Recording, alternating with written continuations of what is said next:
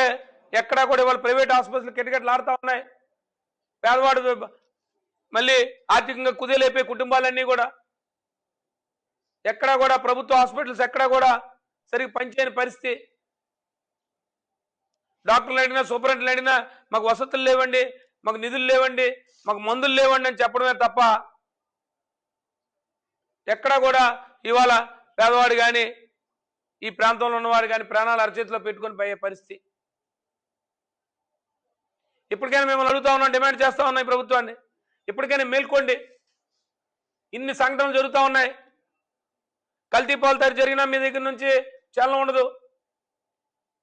లేదు పిల్లల హాస్టల్లో నీరు కలుషితమైపోయి వారి పిల్లలు చనిపోతున్నా మీరు దాన్ని సమర్థించుకుంటారు, లేదు ఈ కారణం కాదని చెప్తారు తప్ప ఆ సమస్య పరిష్కరించే మార్గాన్ని చూడరు. గొర్రెల్లో 11 మంది చనిపోతే కారణాలు వేరు చెప్పారు. నేను శ్రీకాకుళంలో చనిపోతుంటే ఈ డయేరియా మరణాలు కావని చెప్తారు. ఆ కుటుంబాలు చెప్తా ఉన్నాయి.